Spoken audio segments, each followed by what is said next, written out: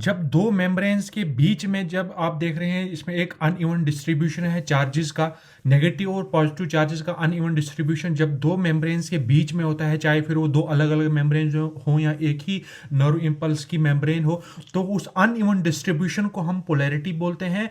और अगर तो जो ये चैनल्स आप देख रहे हैं ना, ये वाले चैनल्स, ये चैनल जब खुल जाते हैं तो पॉजिटिव चार्ज का इन्फ्लक्स हो जाता है इसके अंदर।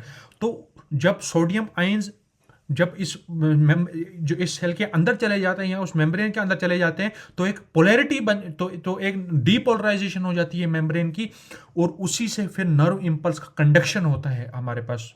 तो जब जो दो न्यूरॉन्स के बीच में एक स्पेस होती है जिसको हम साइनेप्टिक क्लेफ्ट बोलते हैं, ठीक है, जब नर्व इम्पल्स ऊपर से आती है तो जो वेसिकल्स होते हैं जिसके अंदर एसिटाइल कोलिन भरा होता है, वेसिकल्स होते हैं जिसके अंदर एसिटाइल कोलिन भरा हुआ होता है, यह एसिटाइल कोलिन इस स्पेस में छोड़ देते हैं वेसिकल्स।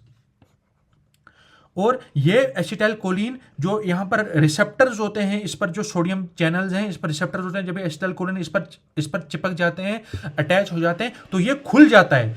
जब ये चैनल्स खुल जाते हैं तो ये सोडियम आयंस का इन्फ्लक्स हो जाता है अंदर, ठीक है। जब सोडियम आयंस का इन्फ्लक्स हो जाता है अंदर तो उससे डीपोलराइजेशन हो जाती है मेम्ब्रेन की, और दूसरी मेम्ब्रेन के अंदर नर्व इम्पल्स बन जाती है।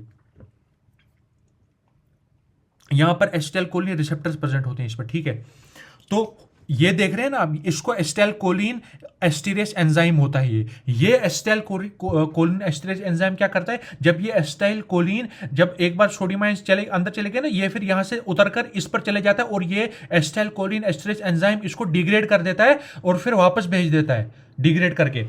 लेकिन इसको वापस भेज दिया, ठीक है, तो ये बंद हो गया, चैनल बंद हो गया, तो नर्व इम्पल्स की कंडक्शन आराम से दूसरे न्यूरॉन तक हो गई। लेकिन होता क्या है, ये तो मैंने सिंपल डिस्कस किया, mood off action of nerve impulse. लेकिन जब हमारे पास एक मेम्ब्रेन के अंदर जब कोई इंसेक्टिसाइड हम डालते हैं, तो वो इंसेक्टिसाइड या तो इस रिसेप्टर पर अटैच हो जाता है या तो इस एंजाइम पर अटैच हो जाता है। अगर वो इस रिसेप्टर पर अटैच हो गया तो वो इसको खुला रख देता है, और मेम्ब्रेन में डिपोलराइजेशन हमेशा बनी हुई रहती है, पोलैरिटी बनती ही नहीं है। जब पोलैरिटी बनेगी नहीं तो पैरालिसिस हो जाएगा, पैरालिसिस हो गया, मूवमेंट होगी नहीं। लेकिन अगर वो इंसेक्टिसाइड इस एंजाइम पर अटैच हो गया, मतलब कि इसका डिग्रेडेशन होगा ही नहीं। जब इसका डिग्रेडेशन ही नहीं होगा, ये हमेशा खुला ही रहेगा। ये खुला भी रहेगा, बंद भी होगा, खुला भी रहेगा, बंद, अनइवन। तो एक कन्वल्जन्स होंगी, मतलब कि फड़फड़ाना जिसको हम कहते हैं, ठीक है, फड़फड़ाहट होगी, फिर अल्टीमेटली उस इंसेक्ट की डेथ